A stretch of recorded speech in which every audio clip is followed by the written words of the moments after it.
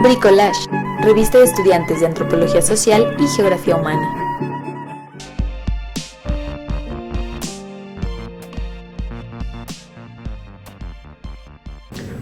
Bueno, es esencial para el parentesco producir sujetos socialmente aptos, es decir, asegurar que la reproducción física se dé en un contexto que permita crear y formar individuos culturalmente aptos, es decir, dentro de una unidad, llámese esta familia, clan, tribu, casa, linaje, etcétera, que asegure la socialización de los individuos dentro de una cultura.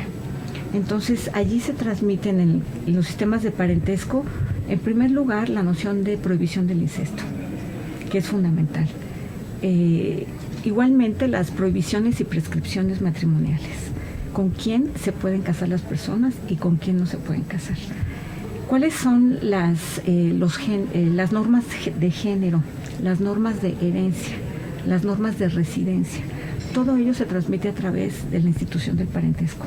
Entonces es fundamental.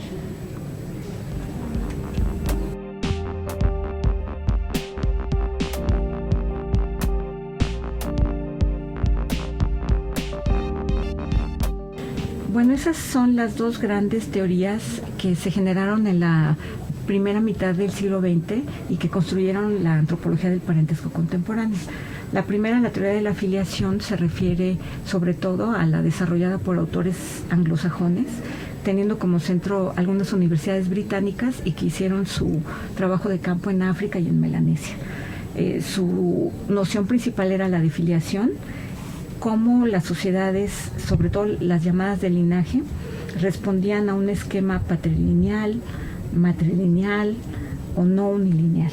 Esta teoría tuvo su auge de los 20 a los 50. La teoría de la afiliación tiene como representante la teoría de la alianza tiene como representante más importante a Claude Lévi-Strauss. Su obra magna, Las estructuras elementales del parentesco, fue publicada en 1949. La teoría de la alianza, por su parte, establece que no es la forma de descendencia lo que determina la organización social de las culturas, sino que el mecanismo de la alianza, cómo los grupos sociales entablan relaciones de intercambio, está en la base de las sociedades. Entonces, la teoría de la alianza, a partir de los 50, cobra una gran importancia, la cual permanece más o menos hasta los 80, habiendo ya retomado la crítica de los estudios de género, de los estudios feministas y la gran crítica posmoderna que tiene lugar en la década de los 80.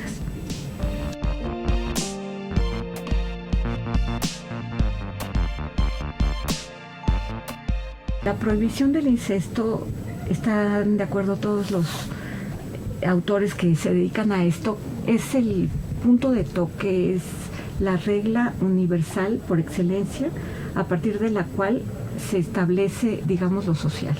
Para Lévi-Strauss es la bisagra entre lo natural y lo social, es la única regla de carácter universal y establece en sí misma el origen simbólico de la sociedad. ¿Cómo la han entendido los diferentes antropólogos?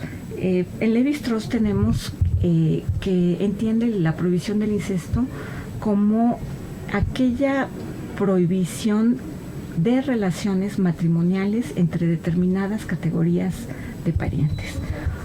Si nos vamos al contenido sexual del tabú del incesto, hay otros autores que la han abordado de esa manera, como Robin Fox, toda la teoría de la filiación, y recientemente, después de Claude Lévi-Strauss, está la obra muy importante de Françoise Héritier, que explora la noción de tabú del incesto a partir de la idea de incesto de segundo tipo, en la cual ya se centra en las relaciones sexuales que se consideran prohibidas en cualquier categoría de pariente, incluyendo tanto parientes por consanguinidad como parientes por afinidad.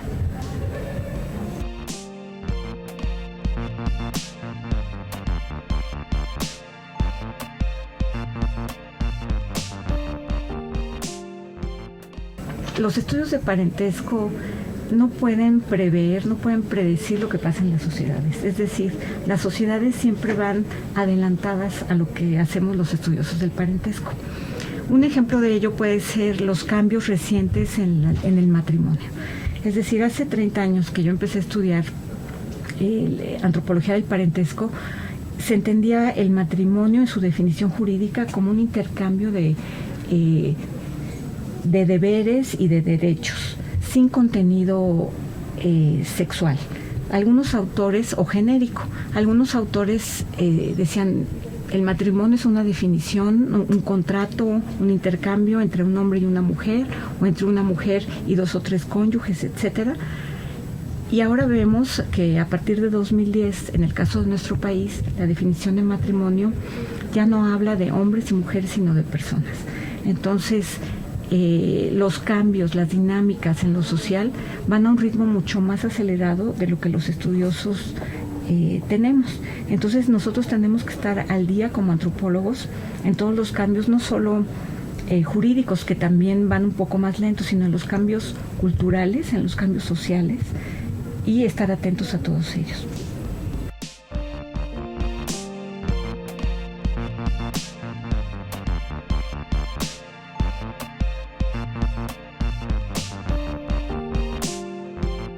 Bueno, primero relativo a las tecnologías de reproducción.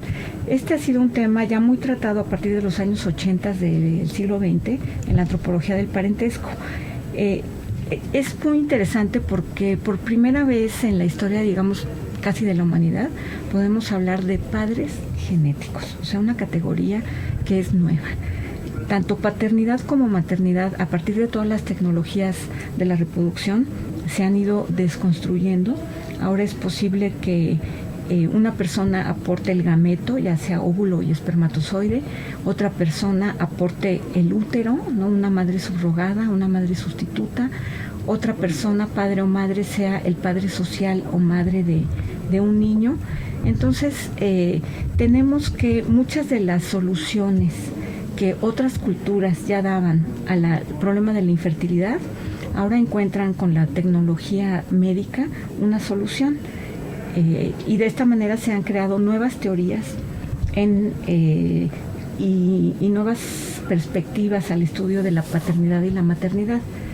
En este sentido es interesante, pero la antropología cuenta con las herramientas para no dejarse sorprender por la novedad de estas tecnologías. Digamos que la tecnología reproductiva más antigua es la adopción. Una pareja infértil adopta un niño de otra persona y vemos que esa técnica pues sigue siendo útil, ¿no? Sigue siendo muy importante en la actualidad. Con respecto a la cuestión del SIDA, ¿cuál ha sido su influencia o su importancia en el estudio antropológico contemporáneo, en particular del parentesco? La aparición en los años 80 de esta pandemia, ¿no?, que se le llegó a llamar del VIH, tuvo mucha importancia en el impulso a los derechos sociales de las parejas y finalmente a esta nueva definición del matrimonio. Recordemos que en un principio el SIDA fue ubicado por ciertos sectores como un problema exclusivamente de la población homosexual, y a partir de allí que algunas parejas empezaron a reclamar sus derechos, algunas parejas homosexuales, porque su esposo, su pareja, en ese momento había sido diagnosticado con VIH, y entonces empezaban a ver estas parejas que sus derechos no eran los mismos a los de las parejas heterosexuales. ¿Como cuáles? Como derechos al acceso a los servicios de salud, a las licencias.